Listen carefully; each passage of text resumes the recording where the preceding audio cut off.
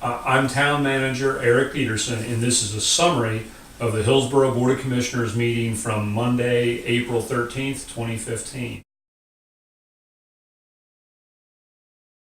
So the town board's first order of business, as usual, was making some key appointments to volunteer boards. Rob English and Rebecca Swartz were both appointed to the Parks and Rec Board.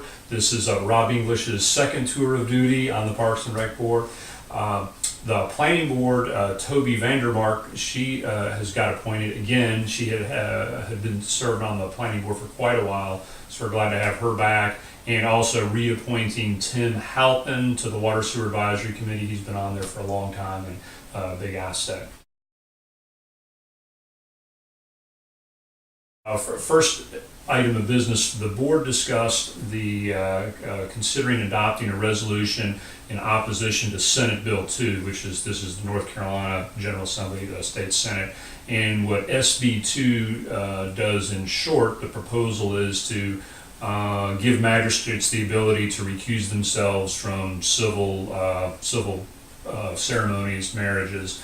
The board debated passing a resolution stating their opposition to this, and it was actually a very interesting discussion. As the mayor said, the board traditionally has not adopted resolutions like on political issues, and he used like nuclear proliferation or something else as an example, and so they could really just focus on local issues and focus their attention on that. And he said his personal opinion was that, and other board members felt this way, that because it affected magistrates and the local and the citizens of Hillsborough, that this was appropriate, and the board had a discussion about it and ultimately decided to, they approved the resolution, which they are then going to send on and have delivered to the leadership of the North Carolina General Assembly. Noise ordinance. Chief, we've actually been working on this, I think, for over a year now, and a lot of people have been patient. The businesses, citizens, police department, Chief Hampton and his staff have done a good job, and the chief gave the board an update and said, okay, we've done a lot of research. Here are the key things that we want to include in a new updated ordinance. We just want to touch base to make sure this is right before we bring it back to you at your April 27th workshop. And essentially, the chief went over, his suggestion is to leave the noise ordinance as it is because most of it works okay, and then add a new section that addresses amplified music. And within that amplified music, it's like, it sets decibel limits. For example, like Sunday through Thursday night, you cannot exceed 65 decibels after 11 o'clock at night. So depending on the night of the week, the weekend it's a little bit later, it sets hour and decibel limits. Chief also explained we've got to get a noise meter, we have to train the officers on it, and then he went over the methodology about how they test, how long of a period, and we heard from several citizens who shared their concerns, and also I think as a whole stated that this is a good starting point. And as the chief admitted, we will probably have to go back and make tweaks or adjustments, but we've got a good starting point and some benchmarks to go from.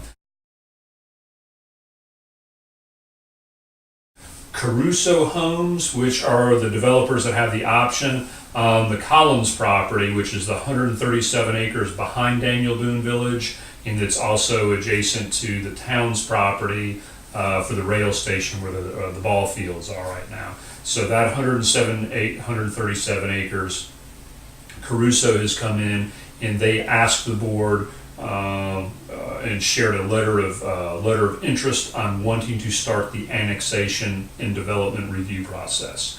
So the town board accepted that, directed staff to start doing a fiscal analysis. We'll go in and do basically a sort of a multi-year budget projection on this is what it's going to cost dollar-wise to provide police and garbage and street protection parks by department over a multi-year period, estimate the revenues that we have coming in, and then sort of help us look at the bottom line to do the best we can at estimating would this be a positive financial move if it was annexed into the town.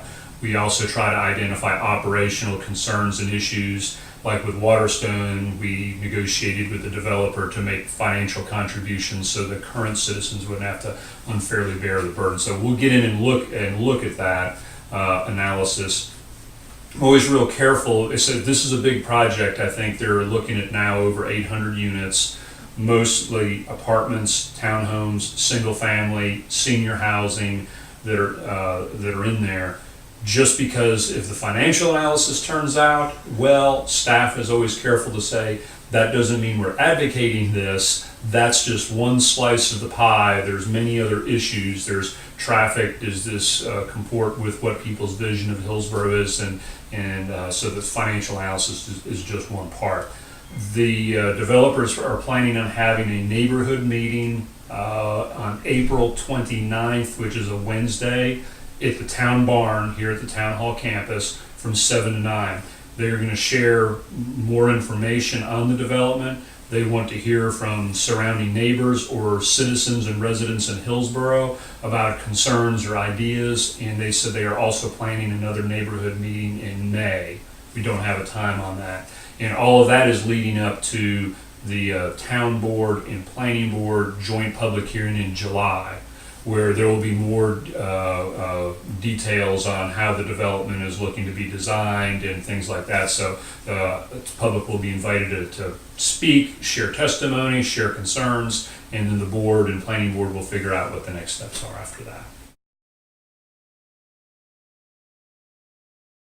Barn renovation, town board approved $237,000 bid to Professional Building Systems out of Hillsborough. It was great. We had 3 bids. They were all really good, close together. They were all from Hillsborough, so that was the lowest bid, was $237,000.